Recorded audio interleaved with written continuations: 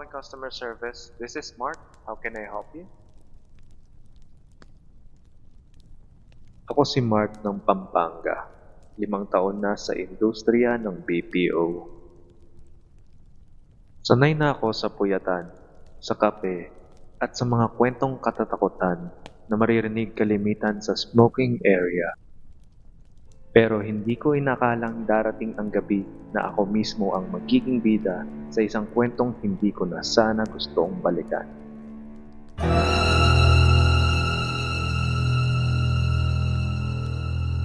Sabado ng gabi nun. Dahil sa deadline ng isang bagong campaign, nag-volunteer akong mag-overtime.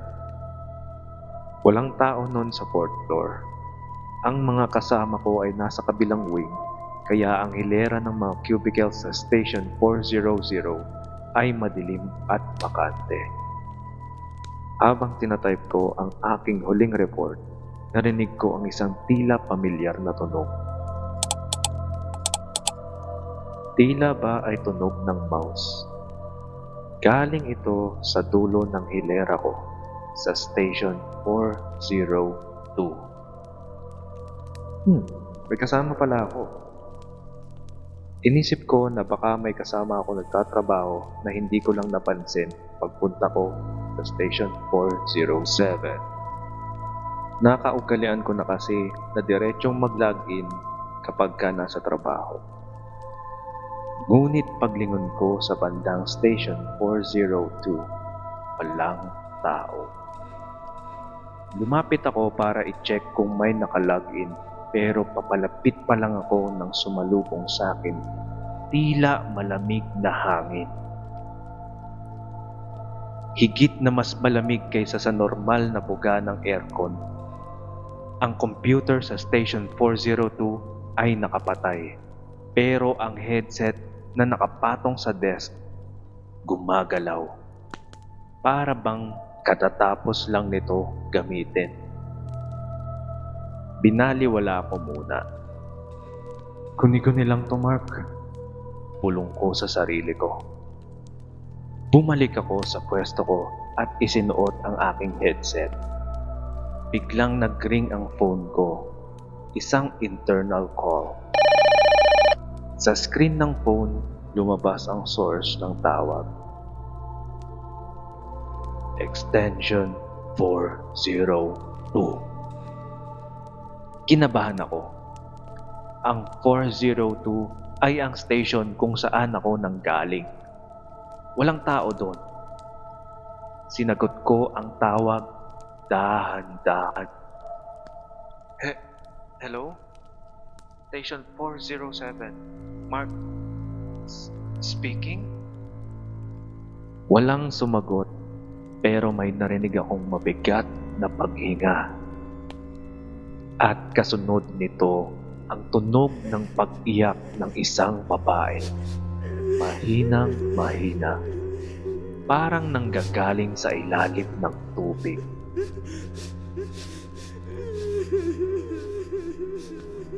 Sino to? Hindi nakakatawa to, ha? Sabi ko habang nanginginig ang boses ko. Biglang tumigil ang pag-iyak. Isang boses ng babae ang bumulong ng diretso sa tenga ko. Kahit na ang headset ko ay nasa magkabilang tenga. Bakit di ako tinulungan? Patalon ako sa aking upuan. Sa takot ko, napatingin ako sa reflection ko sa monitor. Doon ko nakita sa likod ko, sa may partition ng Station 402, may isang anino. Isang babaeng nakayuko. Mahaba ang buhok na nakatakip sa muka. At suot ang lumang company ID na may pulang lanyard. Dahan-dahan siyang lumingon. Hindi ko nakita ang muka niya dahil wala siyang muka. Puro itim na parang sunog na balat lang ang nandoon. Kumaripas ako ng takbo patungo sa elevator. Hindi ko na kinuha ang gamit ko. Pagdating ko sa lobby, sinalubong ako ng guard. Oh sir, bakit parang nakakita kayo ng multo? Biro niya. Hingal na hingal kong kinuwento ang nangyari. Biglang seryoso ang muka ni Manong Guard. Kinuha niya ang logbook at pinakita sa akin ang isang lumang entry. 8 taon na ang nakakalipas. Sir, sa Station 402. Doon inatake sa puso ang isang agent dahil sa sobrang stress at puyat. 1 linggo siyang hindi makauwi nun para lang habol ang metrics niya. Doon siya mismo nalagutan ng hininga. Suot pa ang headset niya.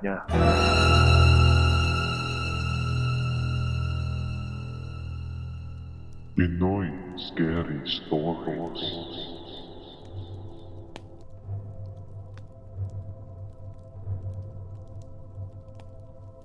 Sabi nila, pinakamahirap na trabaho sa call center ay hindi ang pagharap sa mga galit na customer, kundi ang pagpapanatili ng iyong katinuan sa gitna ng puyat. Ako si Jace. 2 years ago, nagtrabaho ako sa isang sikat na kumpanya sa Libis. Dahil sa layo ng inuuwian ko, naging tahanan ko na ang sleeping quarters ng aming floor. Pero pagkatapos ng gabing yun, mas pipiliin ko pang matulog sa gilid ng kalsada kaysa pumasok muli sa silid na yun. Alas 4 ng madaling araw, pagod na pagod ako mula sa isang 10-hour shift. Pumasok ako sa sleeping quarters. Malamig, madilim, at puno ng tunog ng naghihilig na mga agents. Halos lahat ng kama ay may kortina. Pagtingin ko sa bandang gitna, may isang kama na bukas ang kortina pero may nakahiga ng tao. Nakatalikod siya sa akin at balot ng kumot. Dahil wala na talagang ibang bakante, naisip ko na baka pwedeng makishare sa dulo ng kama o kumuha na lang ng extra mattress at mahiga sa sahig. Pero bago ko pa magawa yon, bigla na lang may pumulong mula sa loob ng kortina ng katabing kama. Jace, dito ka na lang sa tabi ko. Kasya pa tayo. Si Sarah pala, ang team lead ko. Dahil magkaibigan naman kami, pumasok ako sa bunk bed niya, doon nahiga sa bakanteng espasyo.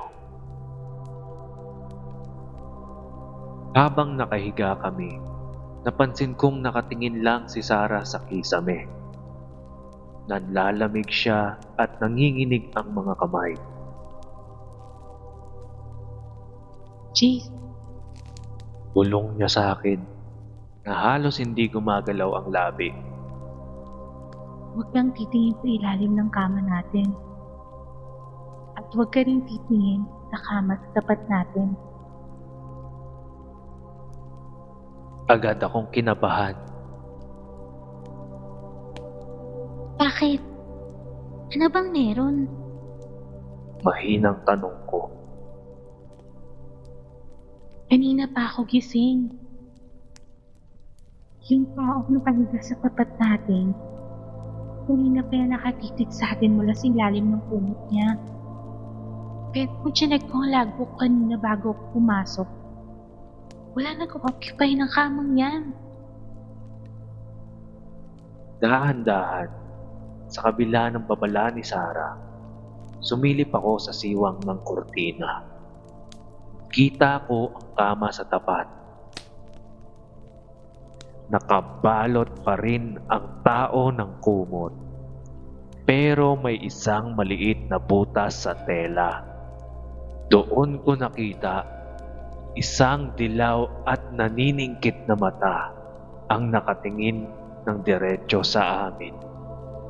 Hindi ito kumukurap. At ang mas malala, nakita ko ang paanan ng kamang iyon. May mga maitim na likido na tumutulo mula sa kutsyon patungo sa sahig. Biglang narinig namin ang isang kaluskos sa ilalim ng kama. Isang kamay, maputla, mahaba ang mga kuko at parang nabubulok na ang balat. Dahang-dahang lumalabas mula sa ilalim ng aming bunk bed at pilit na inaabot ang laylayan ng kumot namin. Hindi na kami nag-isip. Sabay kaming tumalon ni Sarah palabas ng bunk bed at kumaripas ng takbo patungo sa pinto.